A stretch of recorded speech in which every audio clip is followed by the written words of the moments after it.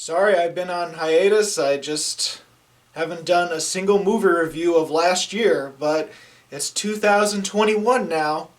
So let's get started with the new year. And I guess fix myself up a bit too. Looking a little scraggly. So let's get started.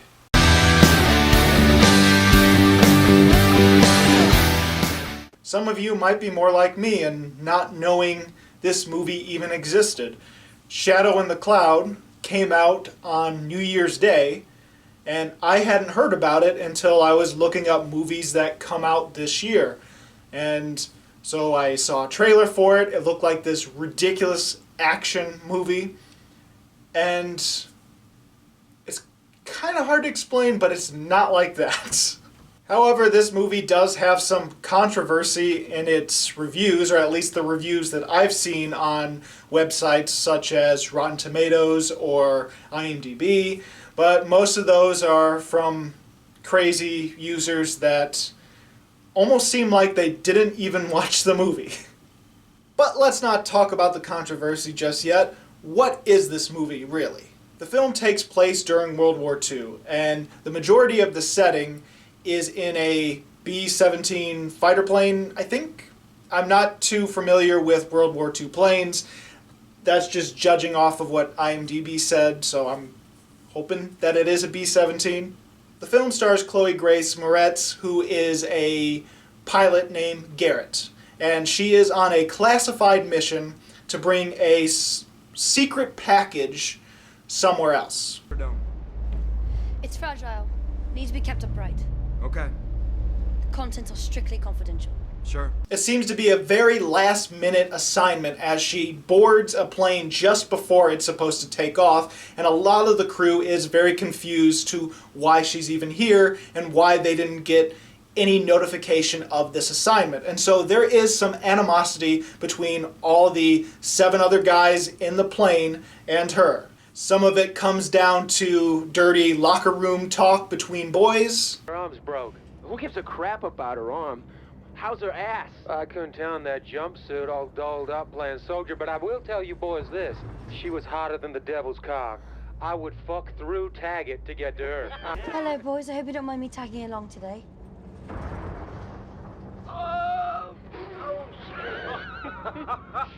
While others question the authenticity of her assignment, of her mission, and her merits as what she says she is. Anyway, she's on this plane, she's put into the belly turret, and a lot of questions revolving around the mystery of this package and her mission is a major conflict in the movie.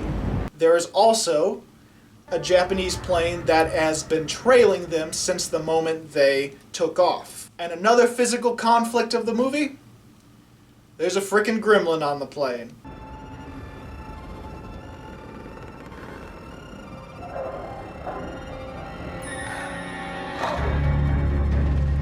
So rising tension between crew members, a possible Japanese firefight, and a gremlin wrecking their plane. Quite the crazy mashup. Let's start with the things that I honestly really liked in the film. For one, the score and the visual effects of the movie and just the visual style of the film. I highly admired that. The score, honestly, is the first thing that really hits me in the movie because the film starts off with an animation. An animation in the style of World War II animations where they're telling the boys, Gremlins are all in your head. We owe it to our boys to stay focused. It's not critters who cause accidents. It's careless airmen. It's your responsibility to be safe. And so there's that sort of cartoon at the beginning of the film, and then as soon as that score hits, as soon as the title sequence pops up, it really hit me.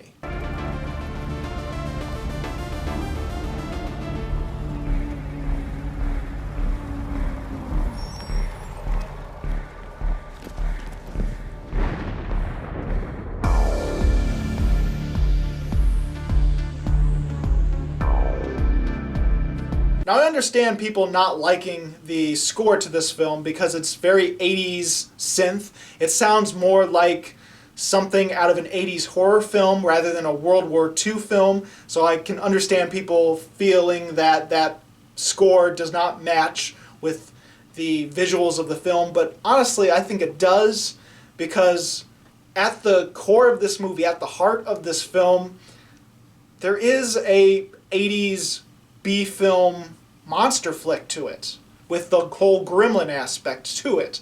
And so, I don't know, maybe I'm just a sucker for this kind of score as well, especially when it's done right. And so I love the score of this movie. The only issue I have with the score is when it's changed up during the action sequence of the film. The real part of the score that I don't like is when it turns very girl power poppy. If that makes sense.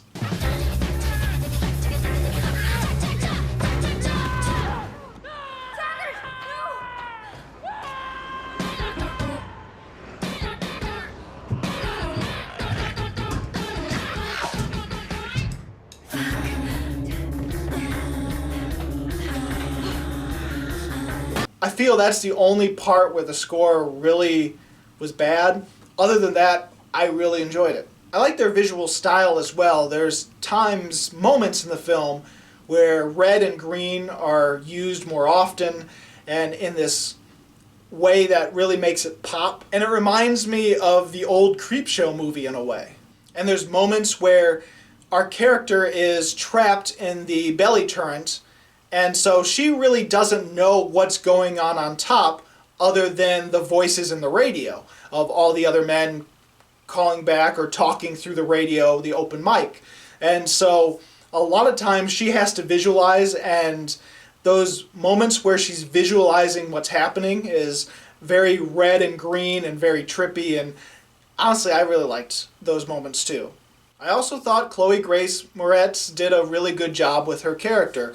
And honestly, the whole film really does stand on this actress's shoulders. If I were to explain the point of view of this movie to a novelization, it would be close third person, because we stick with her the entire time, and it's made apparent, especially when she's in the belly turret and she gets trapped for about 45 to 50 minutes of the film, where it's just her down there, and we just see what she goes through, what she sees, what she imagines. So her performance is very important to this film, and I thought she did really well. She had fun, and even some of the one-liners that she has was made a little bit more believable thanks to her performance. I honestly really like the first 45 to 50 minutes of this film, where she is just in the belly turret. It reminds me of films like Buried or other films where our main character, or all the actions of the entire film, is all in one room or one setting. Honestly, I just like that aspect of the film more than I do the last portion of the film. I like the creature feature elements of the gremlin being on the plane and all the classic scenarios of people not believing her, because of course why would you believe there's a gremlin on the plane, especially when you're already questioning her authority and her role and her assignment.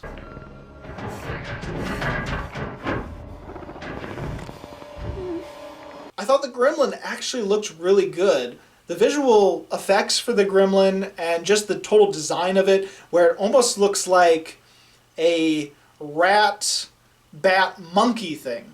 And while I don't like the last 25 minutes or so of this film, I was entertained by a lot of the action, and it almost reminded me of its take on something like Overlord. In fact, a lot of the over-the-top action I didn't mind. It was just a few moments of that action where it gets a little too much. In fact, since I'm heading into the bad territory, there was only a few bad things that soured my taste for this movie, and that is the over-the-top action. There are moments of this over-the-top action where it's just taken too far and goes into Fast and Furious levels.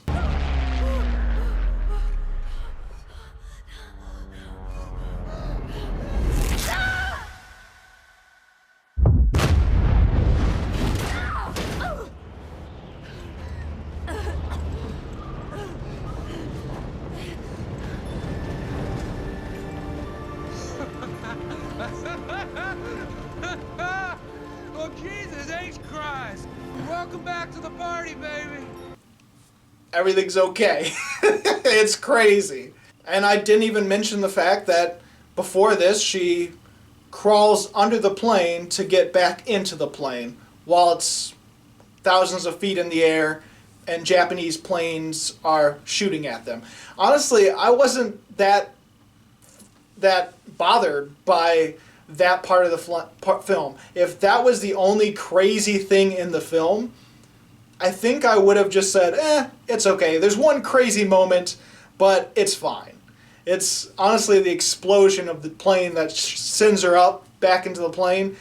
That's the craziest moment, in my opinion. I also do feel the last couple shots of the movie is almost a little too in your face and too cheesy, and it leaves a bad taste in your mouth after you finish the film. So for those of you that will love a film, but then if it has a bad ending, you suddenly feel, oh, that's the worst thing I've ever seen, you might have that experience with Shadow in the Clouds, because it's the last couple of frames of the movie. It's not even the whole ending of the movie, because her last fight with the gremlin, I'm completely fine with that. It's the moments after that fight that just get too in your face and too cheesy for its own good. And as much as I do like the conflict between her and the other men in the plane, not all the men, because not all the men are evil like some reviewers will claim, the conflicts between them get a little too repetitive at times and a little bit too consistent, or too constant, I should say. So I can see that conflict of the film being a little too overbearing for some, especially if you want to see more of the gremlin or see more of the Japanese planes fighting this plane. And while there is some development between a lot of these characters are pretty one-dimensional as well. In fact, there's one character in particular that I pretty much forgot was even in the film. That's what you get! Uncle Sam says fuck you! Fuck me! Where the fuck did you come from? Because his role is pretty much the same as other members of the group. I mean, other than those bad things that I said, I honestly enjoyed the movie overall.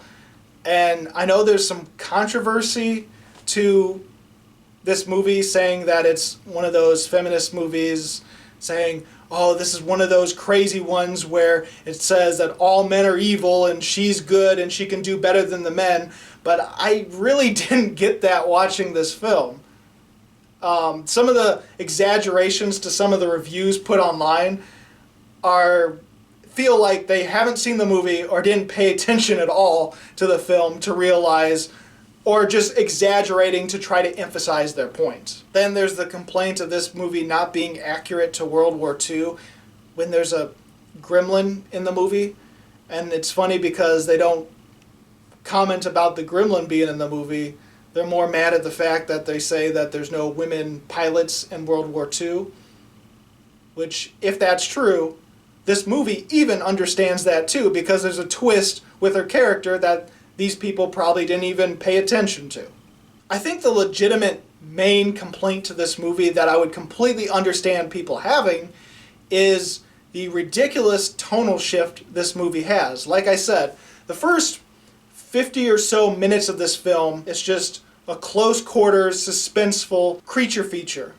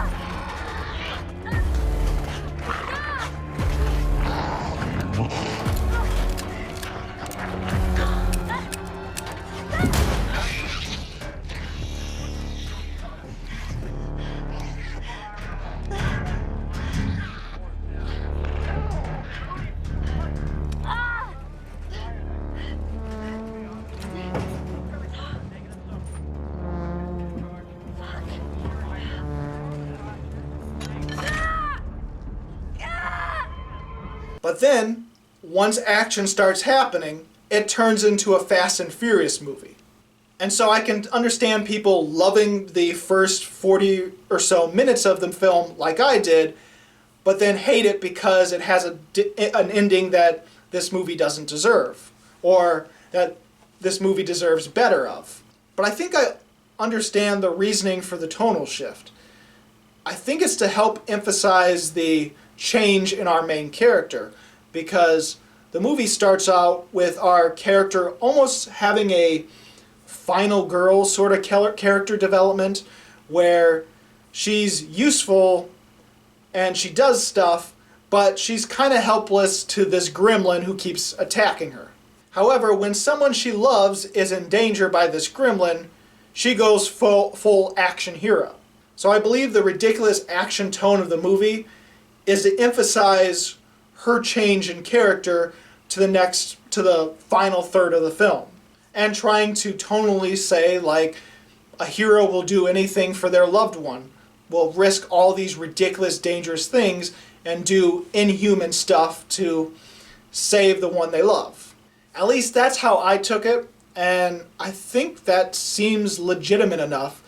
The only problem is I think they went a little too overboard, and they could have held back more to make this a lot better. Oh, I totally forgot. The end credits is really cheesy too. There's stock footage of women testing out planes during World War II, and then women in the army.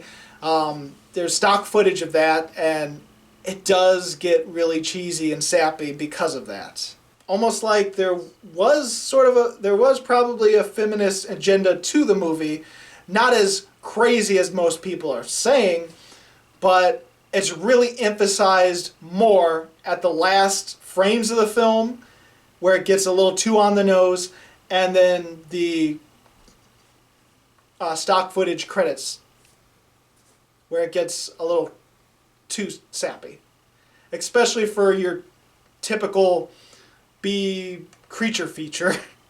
Anyway, despite its flaws, I still enjoyed this movie for what it is, and ultimately I think I'm gonna give it 3.5 stars. I honestly probably could have given it a 4 if it wasn't so over the top at certain moments, and if the ending wasn't as cheesy and on the nose. And some of the dialogue, when it gets to the one-liners, is really bad as well at times. And it's sometimes hard for even the actors to really deliver it. I think ultimately it's going to be one of those films that I enjoyed watching. I will probably never watch it again, and it won't make my best of list, it won't make my worst of list.